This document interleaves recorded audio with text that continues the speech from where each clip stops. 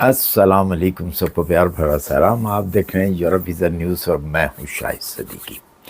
अच्छा जी, आज बहुत ज़बरदस्त वीडियो है रोमेनिया के हवाले से।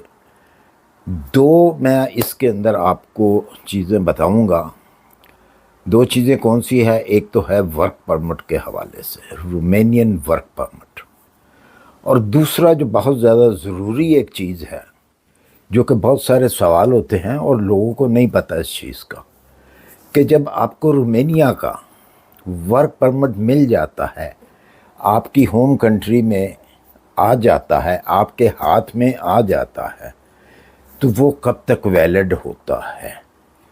आज हम इन दो चीज़ों के ऊपर बात करेंगे ताकि उन लोगों के सवालों के जवाब उनको पहुंच जाएं जिन लोगों ने ये सवाल किए हैं वर्क परमिट के हवाले से। तो सबसे पहले बात कर लेते हैं रोमेनियन वर्क परमिट की, कि वर्क परमिट आपने कैसे लेना है।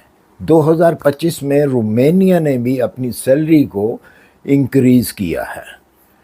पहले जो सैलरी थी उससे अब थोड़ी ज़्यादा उन्होंने कर ली है। उसकी वजह यह है क्योंकि वो मुकम्मल तौर पे शेंगन के अंदर आ गया और आहिस्ता आहिस्ता इसको शेंगन के रूल्स के ऊपर चलना पड़ेगा, जिसकी वजह से उन्होंने सैलरी में अब काफ़ी बदलाव किया है, सैलरी को बढ़ाया है और मज़ीद जो है सैलरी आगे बढ़ेगी।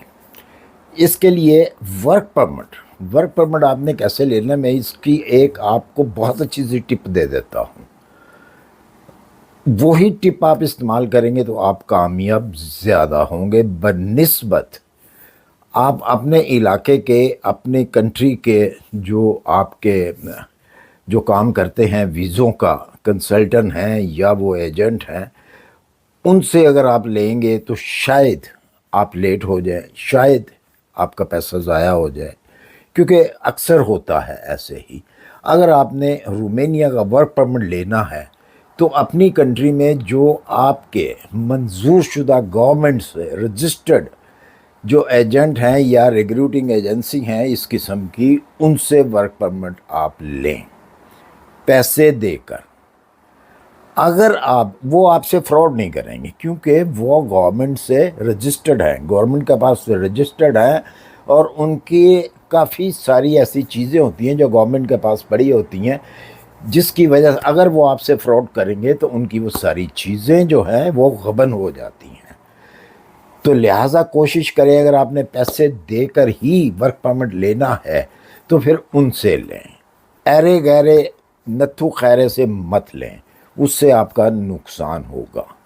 या फिर जो रोमेनिया के अंदर, अगर रोमेनिया का वर्क परमिट लेना है या किसी और कंट्री का आपने लेना है तो उस कंट्री के अंदर आपका कोई ऐसा भरोसे वाला इंसान हो जो कंपनियों के साथ उसके तल्लुकात हों, वो आपको वर्क परमिट लेके दे, निकलवा के दे, फिर तो ठीक है। या अगर आप ये सारे चीज़ों से बचना चाहते हैं, जी हमारे पैसे खर्च ना हों, तो उसका एक बेहतरीन हल है।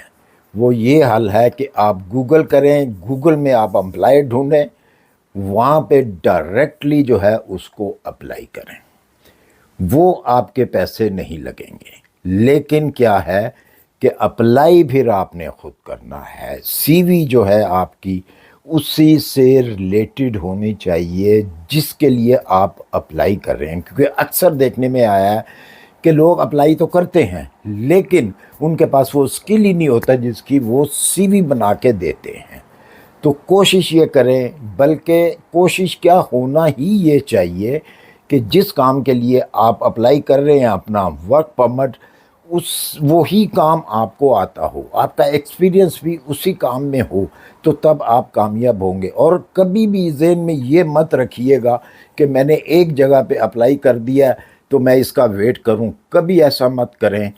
डेली अप्लाई करें, कम से कम 1 महीना डेली अप्लाई करें, डिफरेंस कंपनियों के अंदर अप्लाई करें और देखें आप कामयाब होते हैं या नहीं होते। बहुत सारे लोग कहते हैं जी मैंने अप्लाई कर करके थक गया हूँ, तो भाई आप तरीके से अप्लाई करें। आपकी या तो सीवी सही नहीं होती या फिर आप महीने में एक दफ़ा कहीं पे अप्लाई कर दिया तो आप कहते हैं जी बस जी अप्लाई कर दिया, अब यहाँ से जवाब आएगा।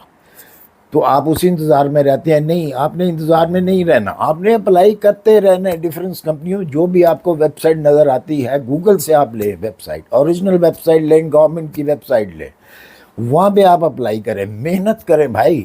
جب تک آپ خود محنت نہیں کریں گے آپ کو یا تو پھر پیسے دینے پڑیں گے. پیسے دیں گے تو پھر آپ کامیاب ہوں گے، اور پیسے آپ کہتے ہیں ہمارے پاس ہے نہیں، ہم اتنا اسپینڈ نہیں کرنا چاہتے پیسہ. اگر آپ نے اسپینڈ نہیں کرنا تو پھر محنت کیجیے، خود محنت کریں، خود اپلائی کریں، تو پھر بات بنتی ہے.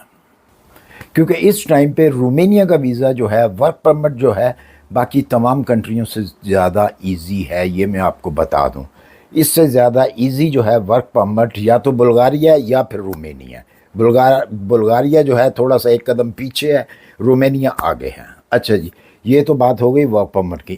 اب ہم آتے ہیں کہ آپ کا جو ورک پرمٹ ہے، آپ کو ورک پرمٹ جب آتا ہے، کیونکہ یہ بہت سارے سوال ہیں اور بالکل یہ جینون سوال ہیں، اور یہ بالکل آپ کو پتہ ہونا چاہیے اس چیز کا کہ جب آپ کو ورک پرمٹ مل جاتا ہے، آپ کے پاس ورک پرمٹ آ جاتا ہے، تو وہ کتنی دیر تک کا ویلڈ ہوتا ہے.